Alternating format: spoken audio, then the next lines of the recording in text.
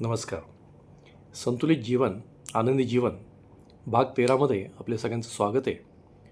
आजचा आपला विषय बुद्धी आणि श्रद्धा. एका गावामध्ये साथीचा रोग येतो. 3 शेजारी असतात आणि हे 3 जण वेगवेगळ्या विचारपद्धतीचे असतात. पहिला जो असतो त्याचा मांत्रिकावर खूप विश्वास असतो. तो मांत्रिकाकडे जातो. मांत्रिक त्याला सांगतो, अरे देवीचा कोप झाला आहे, तुला हे करावं लागेल, ते करावं लागेल, ही पूजा करावं लागेल. काही गंडेदोरं देतो, पण त्याचा काही उपाय खरा ठरत नाही आणि पहिला माणूस मरण पावतो. दुसरा जो शेजारी असतो त्याचा स्वतःच्या बुद्धीवर खूप विश्वास. तो पुस्तकं वाचतो, नेटवर जातो, माहिती काढतो की कुठला साथीचा रोग आहे, त्याच्यावर औषधं कुठली, आणि स्वतःवरती प्रयोग करतो. पण त्याचंही ज्ञान काही एवढं नसतं, वैद्यकीय ज्ञान, तर तो सुद्धा चुकीचे उपचार झाल्यामुळे मरण पावतो. तिसरा शेजारी असतो, तो मात्र थोडा विचारपूर्वक याच्यावरती विचार करतो. तो म्हणतो, अरे वैद्यकीय क्षेत्रातलं माझं ज्ञान काही फारसं नाही आहे. भले मी माझ्या क्षेत्रामध्ये कदाचित एक्सपर्ट असेन, पण वैद्यकीय क्षेत्रातलं ज्ञान नाही आहे. मग तो चांगल्या डॉक्टरांचे पत्ते काढतो, लोकांना विचारतो कुठले डॉक्टर चांगले आहेत, आणि मग त्या डॉक्टरांकडे जातो आणि त्या डॉक्टरांनी जी औषधं दिली आहेत ती नियमितपणे विश्वास ठेवून घेतो आणि तो त्यातनं बरा होतो. सांगण्याचा उद्देश काय की आपल्याला हे कळलं पाहिजे की आपली ज्ञानेंद्रिय आणि आपली बुद्धी याला मर्यादा आहेत. आपल्याला कसलं ज्ञान नाही याचं ज्ञान माणसाला झालं पाहिजे. आणि मग कुठेतरी श्रद्धा हा विषय येतो. जे खूप वैज्ञानिक दृष्टीचे आहेत, ज्यांना असं खूप वाटतं की माझी ज्ञानेंद्रिय, माझी बुद्धी, मला सगळं कळतं, त्यांनी हे लक्षात घेतलं पाहिजे की आपली जी काही इंद्रिये आहेत त्यांना कित्येक गोष्टी कळत नाहीत. आजचे जे वैज्ञानिक शोध आहेत किंवा जे नियम आहेत ते सुद्धा बदलत चाललेले आहेत. सुरुवातीच्या काळात लोक म्हणत होते पृथ्वी सपाट आहे. आता आपल्याला माहिती आहे पृथ्वी सपाट नाही, गोल आहे. पूर्वीच्या काही लोक म्हणायचे की सूर्य पृथ्वीभोवती फिरतो. आता म्हणतात नाही नाही, तसं नाही आहे.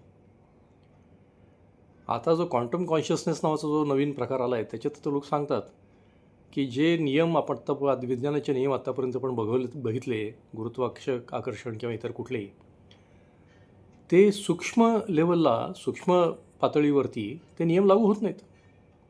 म्हणजे थोडक्यात काय की वैज्ञानिक नियमसुद्धा बदलत चाललेले आहेत. कारण विज्ञान हे सगळं कशावरती अवलंबून आहे, तर आपली जी सध्या जी ज्ञानेंद्रिय आहेत, सध्या जी काय बुद्धी आहे, त्यानुसार जेवढं कळतं त्याला आपण विज्ञान म्हणतो. आणि त्यात कित्येक गोष्टी अजूनही माहीत नाहीत. जग कसं निर्माण झालं माहीत नाही. मन शरीरामध्ये कुठं असतं माहीत नाही. माणसाचा प्राण गेला म्हणजे तो प्राण गेला कुठं, नक्की आला होता कुठून माहीत नाही. असे कित्येक प्रश्न आहेत ज्याची उत्तरं आज ना आपल्याकडे आहेत ना विज्ञानाकडे आहेत. पण मग आता प्रश्न असा येतो की आपल्या बुद्धीवरती, आपल्या ज्ञानेंद्रियांवर विश्वास ठेवायचा नाही तर मग कुणावर ठेवायचा? जर अंधविश्वास ठेवला तर त्या मांत्रिकाकडे गेलेल्या माणसासारखी आपली अवस्था होईल. मग त्याला पर्याय कसा दिसतो आहे की ज्या माणसांनी स्वतः त्याचा अनुभव घेतला, शरीरापलीकडचा अनुभव घेतला, जे दिसत नाही त्याच्या पलीकडच्या अदृश्य गोष्टींचा अनुभव घेतला, त्या आनंदाचा अनुभव घेतला, आणि जे लोक निस्वार्थ आहेत, लोकांच्या कल्याणासाठीच त्यांनी सगळं काही सांगितलं, ग्रंथ लिहिले, बोलले, त्यांना कुठल्याही एक पैशाची अपेक्षा नव्हती, प्रसिद्धीची अपेक्षा नव्हती, असे लोक जे आहेत, संत महात्मे आहेत, ज्ञानेश्वर तुकारामांसारखे लोक आहेत, हे लोक तर आपलं चुकीचं सांगणार नाहीत कधी, कारण त्यांचा स्वार्थ काहीच नाही त्याच्यात. तर अशा लोकांचं आपण जसं आपण एक्सपर्ट डॉक्टरचं ऐकतो तसंच आपण ऐकलं आणि त्यांच्यावर श्रद्धा ठेवून काही गोष्टी करून बघितल्या तर आपल्यासुद्धा त्या आनंदाचा अनुभव येऊ शकतो. पण त्यासाठी पूर्ण श्रद्धा पाहिजे. बऱ्याचदा आपली श्रद्धा ही अर्धवट असते. माझे गुरु म्हणतात की एकीकडे माणसाचा जप चालू असतो, श्रीराम जय राम जय जय राम, आणि दुसरीकडे मनामध्ये चालू असतं, होईल की नाही होईल, काय होईल कसं होईल, होईल की नाही होईल, काय होईल कसं होईल. असं जर असेल तर त्यांनी जे सांगितलं आहे त्याचा परिणाम आपल्याला दिसणार नाही. डॉक्टरसुद्धा म्हणतात की औषध दिल्यानंतर जर त्या माणसाचं श्रद्धा असेल तर त्याचा रिझल्ट येतो. म्हणून लोक म्हणतात की पेशंटने रिस्पॉन्ड नाही केलं म्हणजे काय. त्याच्यावरती आपण जो पूर्ण विश्वास ठेवून श्रद्धेने काम केलं तर निश्चितपणे तो अनुभव येऊ शकतो आपल्याला. गणितामध्ये सुद्धा गणित सोडवताना आपण शिकलो की काही ठिकाणी गृहीत धरावं लागतं. सपोज ए इज सो, आणि मग ते गणित सुटतं.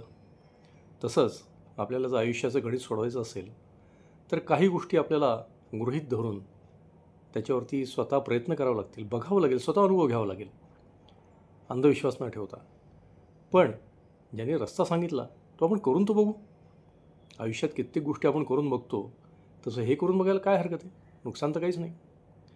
त्यामुळे संत महात्म्यांनी आपल्याला जे काही सांगितलं त्या मार्गावरती जर आपण डोळे श्रद्धा ठेवली तर आपल्याला निश्चितपणे आनंदाचा लाभ मिळू शकतो. थोडक्यात बुद्धी आणि श्रद्धा याचं संतुलन माणसाला जमलं पाहिजे. बुद्धी वापरणं कुठे थांबवायचं आणि श्रद्धा कुठं चालू होती हे समजलं पाहिजे. मंदिरात जाताना जसं आपण चपला घालून जात नाही तसं बुद्धीच्या चपलासुद्धा काही ठिकाणी काढून टाकाव्या लागतात. आपल्याला जे कळलं तर आपलं आयुष्य अतिशय आनंदी होऊ शकतं. आपल्याला असे व्हिडिओज आवडत असतील जरूर लाईक करा. सबस्क्राईब करणं महत्त्वाचं आहे, कारण तुम्हाला नोटिफिकेशन येणं जरुरी आहे त्याचं, म्हणजे पुढचे व्हिडिओ तुम्हाला कळतील. आणि या गोष्टी जास्तीत जास्त लोकांपर्यंत आपण जरूर शेअर करा. नमस्कार.